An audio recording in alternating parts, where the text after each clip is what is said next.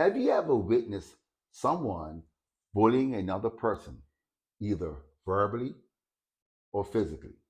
And you wanted to go over there and teach that person a lesson. You wanted to give them a taste of the medicine. Okay? Well, in today's lesson, I want to let you know that that might not be the right perspective of how you go about solving bullying. Now, I teach martial arts and I teach jujitsu, which is a very good art when it comes to grabbing and hold ons and escaping positions that someone can probably put you in. And what I like to say is that a lot of people learn martial arts for the wrong reasons. And I know that when I got into martial arts for the wrong reasons. I was looking at, well, martial arts will make me more powerful, and then I'll be able to police a situation that I don't like.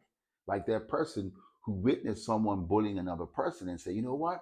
I want to go over there and teach this bully a lesson. But there's another side of martial arts that most people don't focus on. Okay, most people focus on the physical skills that martial arts can give you.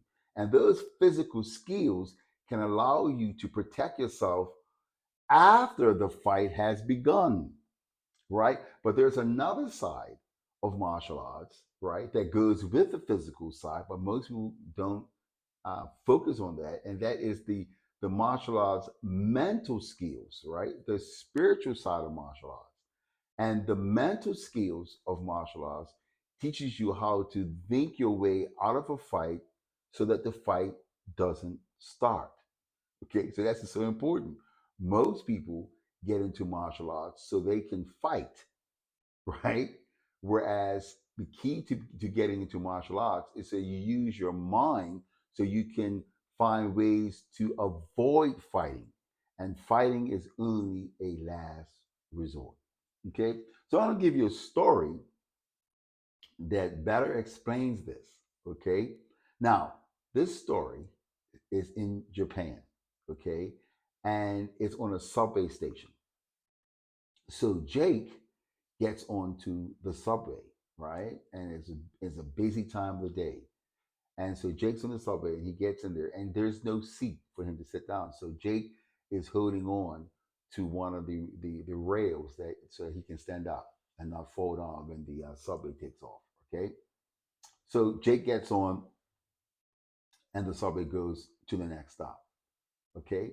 Now, as we arrive at the next stop, there's a street person who is getting on to the subway.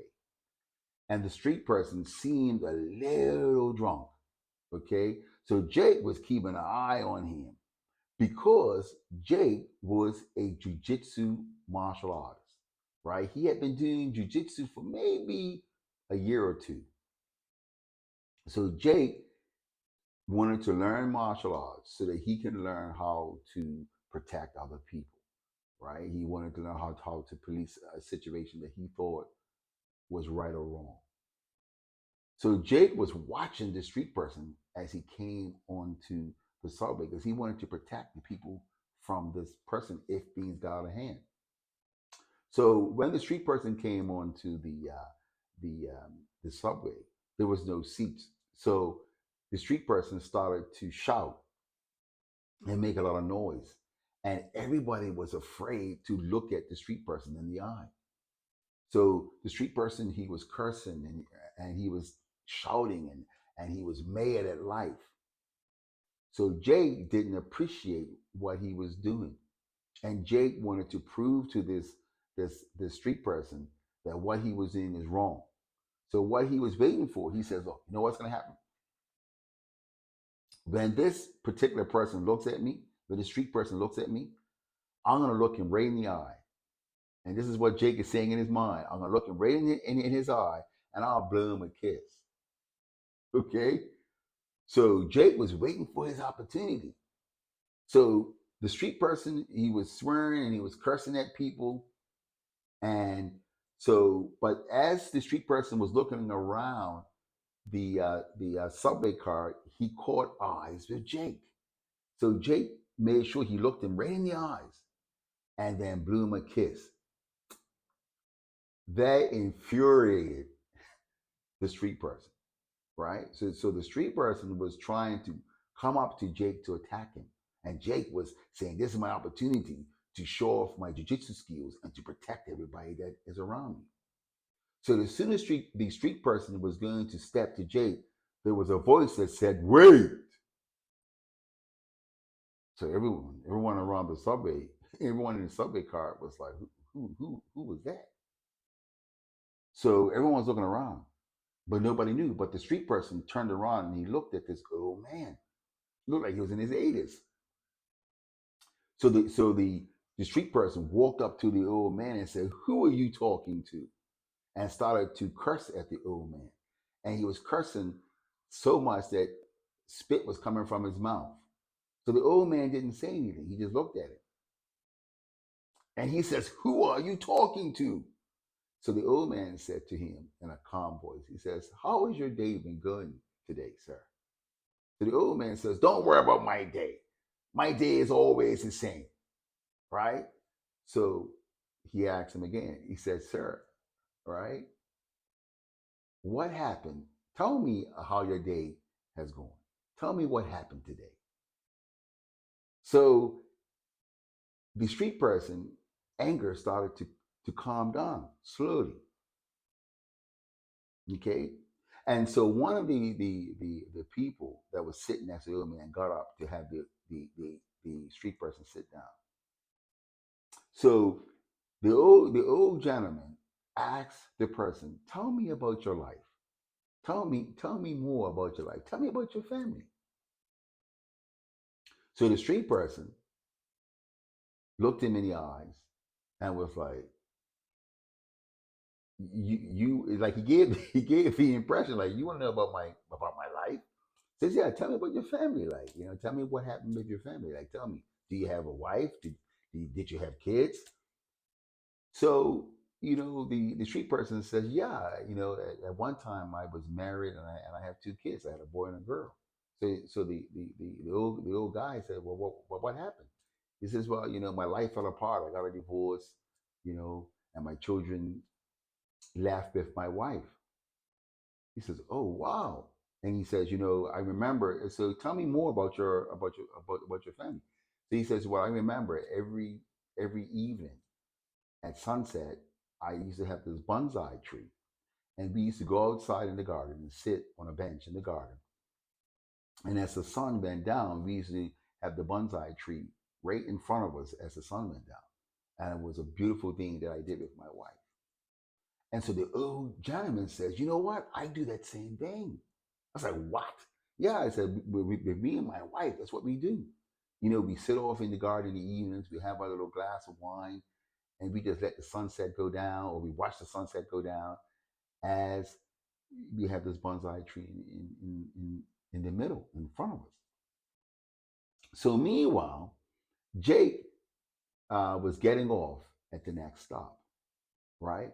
So when Jake got off the subway train, at that time, when he looked back at the street person, the street person's head was in the old man's lap, and he was crying. So as Jake was walking away, and the subway drove off, Jake learned a very important lesson. Jake learned that the old man solved his problem without fighting, whereas Jake was ready to show everybody how great he was as a jiu-jitsu guy. He wanted to show all his techniques and how he could protect everyone. The old man showed how he can protect himself using his mind and using his kindness, using his compassion and using his empathy. That even though that the street person was being a bully on the subway train, the old man was able to use his mind and use his character and use his belief and his wisdom to learn how to overcome this person who was bullying him. So Jake learned a very important lesson that martial arts isn't just meant for fighting, but it was also meant to use your mind to prevent fights.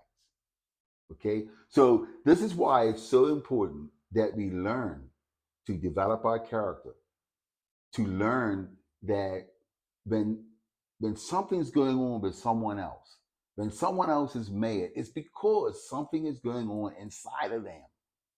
And the more that we learn that when someone is mad, that there's something that's going on inside of them, there's something that they are experiencing. And maybe all they need is someone to listen to them and listen to their problems and listen to the experiences that they have had, that will eliminate bullying. It's actually including people instead of excluding them. So Jake learned, just like how I learned, that martial arts isn't meant to prove how tough you are, but it's to prove how smart you are and how clever you are and how wise you are. Because you realize why people really want to fight. And people want to fight because they either been hurt, somebody hurt their feelings, somebody somebody embarrassed them, or maybe they're afraid. And that's the reason why they want to fight, because somebody hurt them. So we have to learn to stop hurting each other so that the other person doesn't want to fight us. So now, one thing I want to add before I close out is I am sure that 80-year-old man knew martial arts. He knew how to protect himself. That's why he had the confidence to speak to him and tell him to wait. He knew how to protect himself, because if he didn't, he would have had low confidence and he would have been afraid to speak to that street person. But because he had the confidence in himself and he knew how to protect himself if things went sour, he knew that he could protect himself physically. But he didn't use his physical martial arts to protect himself. He used his mental martial arts to protect himself.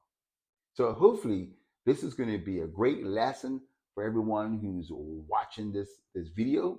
And remember, if you got anything out of this video, remember to like, subscribe, and to share this with all your friends and family so we can spread the love and stop bullying around the world. And I'll see you on the next video.